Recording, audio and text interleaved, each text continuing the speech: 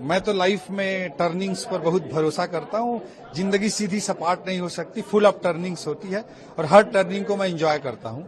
आज राजनीति में छत्तीसगढ़ की जनता जनार्दन के आशीर्वाद से और रायगढ़ की जनता जनार्दन के जनादेश से मैं वित्त मंत्री के रूप में भूमिका निभा पा रहा हूँ और कल पहला बजट प्रस्तुत करूंगा। ये मेरे लिए बहुत गौरव का भी क्षण है और मेरे लिए बहुत बड़ा अवसर भी है कि छत्तीसगढ़ की जनता के लिए मैं बहुत कुछ कर पा रहा हूँ।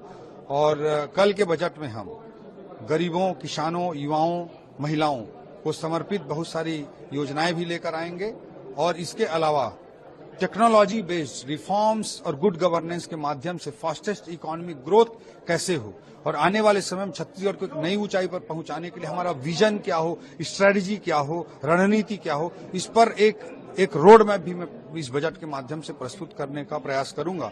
बजट केवल आय व्यय का दस्तावेज मात्र नहीं होता, किसी सरकार के विजन और रोड मैप को प्रदर्शित करने वाला दस्तावेज भी होता है। इस दृष्टिकोण से मैं बजट को प्रस्तुत करने का कल प्रयास करूंगा।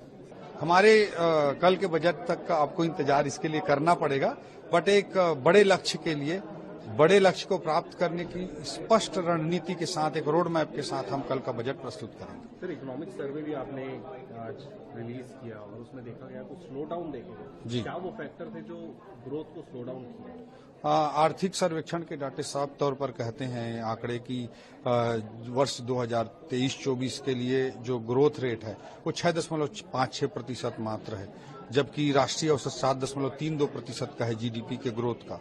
पर कैपिटा इनकम छत्तीसगढ़ का कम है, वो तो खैर नेचुरल सी बात है, पहले एक लिगेसी चली आ रही है दशकों से, बट जो पर कैपिटा इनकम है छत्तीसगढ़ का, उसका ग्रोथ का रेट भी राष्ट्रीय औसत से कम है। तो निश्चित रूप से 5 साल में जो माफिया राज चला कांग्रेस के राज में छत्तीसगढ़ में, एक एनार्की थी, एक करप्ट सिस्टम था, उसके कारण से उसका दुष्परिणाम इकोनॉमी को भी झेलना पड़ा है। इकोनॉमी भी उससे हिट हुई है, उसी कारण से इकोनॉमी में साफ तौर पे स्लो डाउन दिखाई दे रहा है। करप्ट सिस्टम और एनआरकी की बात कही आपने, माफिया राज की बात कही आपने, प्रीवियस गवर्नमेंट, तो क्या वो एक्शन रहेंगे? ये सारी चीजों को हम ठीक करेंगे। कल विष्णुदेव साय जी ने ऐलान किया कि कोयला में रॉयल्टी का जो ऑनलाइन सिस्टम था उसे जुलाई 2020 में कांग्रेस की सरकार ने ऑफलाइन बना दिया ताकि उनकी तिजोरियां भर सके, उनके एटीएम भर सके। उसको कल विष्णुदेव साय जी ने फिर से ऑनलाइन करने की घोषणा की। इसी तरह के सारे एक्सपेरिमेंट्स, हम टेक्नोलॉजी बेस्ड एक्सपेरिमेंट्स कैसे करेंगे और उससे रिफॉर्म्स और गुड गवर्नेंस को स्थापित करते हुए फास्टेस्ट इकोनॉमिक ग्रोथ कैसे इंश्योर करेंगे, उस पर फोकस्ड बजट होगा। अगर आप ये वीडियो YouTube पर देख रहे हैं तो हमारे चैनल को सब्सक्राइब करें और बेल आइकन को दबाना ना भूलें। अगर आप Facebook पर ये वीडियो देख रहे हैं तो हमारे पेज को लाइक करें।